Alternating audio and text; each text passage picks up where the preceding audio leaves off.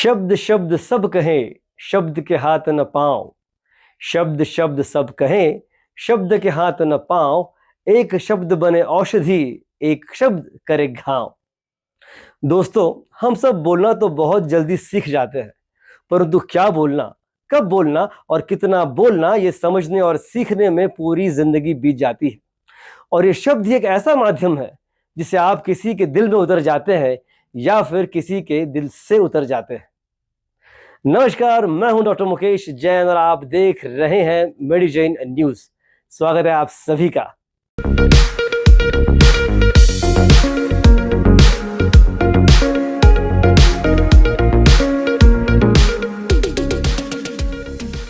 मेडिजैन news के प्रायोजक doctor हसमुख गुजर का हार्ट बीट केयर सेंटर, दिल से दिल तक। महाभारत में द्रौपदी ने दुर्योधन को अंधे का पुत्र अंधा कहकर उसका उपहास किया था, जिसके फलस्वरूप दुर्योधन ने जुए में शकुनी के साथ मिलकर पांडवों को द्रौपदी को दांव पर लगाने के लिए राजी कर लिया था और उसका चीरहरण कर उसके अपमान का बदला लिया था। क्या द्रौपदी का दुर्योधन को अंधे का पुत्र अंधा कहना जरूरी था? इसी महाभारत में भगवान श्री कृष्ण के चचेरे भाई शिशुपाल ने भरी सभा में श्री कृष्ण को 100 बार अपमानित किया, जिसके फलस्वरूप भगवान श्री कृष्ण ने उसका सिर काटकर उसका वध कर दिया। क्या शिशुपाल का भगवान श्री कृष्ण को अपमानजनक बातें कहना जरूरी था? कहने का तात्पर्य यह है कि क्यों हम हर घड़ी अपमानजनक या किसी के दिल को छलनी करने वाली बात करते हैं? क्यों हम दिल को छू लेने वाली बात नहीं करते? शब्दों में इतनी शक्ति होती है कि वे मरहम का काम कर सकते हैं, घाव भर सकते हैं, तो वहीं गलत तरीके से प्रयोग किए गए शब्द दिलों को तोड़ सकते हैं और रिश्तों को बर्बाद कर सकते हैं। शब्द शस्त्र के समान होते हैं। एक और यह किसी के आत्मविश्वास को बढ़ा सकते हैं, तो दूसरी ओर गलत शब्द किसी के आत्मसम्मान को ठेस पहुंचा सकते हैं। एक मधुर और सही समय पर कहा गया शब्द किसी का दिल जीत सकता है, तो वहीं कटु और असंयमित शब्द दिल तोड़ भी सकता है। इसीलिए कहा गया है कि शब्दों की चोट तलवार की चोट से अधिक गहरी होती है। कहते हैं लंबा धागा और लंबी जुबान हमेशा उलझ जाते हैं, इसलिए धागे को लपेटकर और जुबान को समेट कर रखना उचित होता है।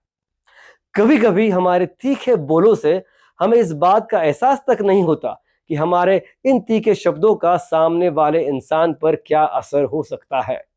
हमें लगता है कि हम तो स्पष्ट वक्ता है, सब सच बोलते हैं, सब सीधा साधा बोलते हैं, लेकिन स्पष्ट वक्ता होने में और मुंहफट होने में अंतर होता है। वही बात कुछ अलग अंदाज में भी कही जा सकती है, अलग लहजे में भी कही जा सकती है। बानी ऐसी बोलिए मन का आपा खोए, औरन को शीतल करे आपहु शीतल होए। आपके मीठे बोल आपके और दूसरों व्यक्ति के बीच में प्यार और विश्वास का पुल बना सकते हैं, और वही आपके तीखे बोल आप दोनों के बीच नफरत की दीवार खड़ी कर सकते हैं। अक्सर देखा जाता है कि मित्र आपस में गाली गलौज से बात करते हैं और एक दूसरे की माँ बहनों पर भी मजाक मजाक में भद्दी गालियां देते हैं। आप अपनी ही माँ पर और अपनी ही बहन पर दी गई गाली को कैसे बर्दाश्त कर सकते हैं? यह कहां तक उचित है? दोस्तों, शब्द हमारी अभिव्यक्ति का सबसे महत्वपूर्ण माध्यम है। वे न केवल हमारे विचारों को प्रकट करते हैं, बल्कि हमारे व्यक्तित्व का आईना भी होते हैं। कहते हैं मुंह एक दुकान है और जुबान उसका ताला। ताला खुलने के बाद ही पता चलता है कि दुकान सोने की है या पीतल के सामान की। इसीलिए शब्दों का चयन सोच समझ कर करना बहुत जरूरी होता है। ऐसा इसलिए क्योंकि हर परिस्थिति में कौन सा शब्द उचित है, यह समझना संवाद की कुशलता को दर्शाता है।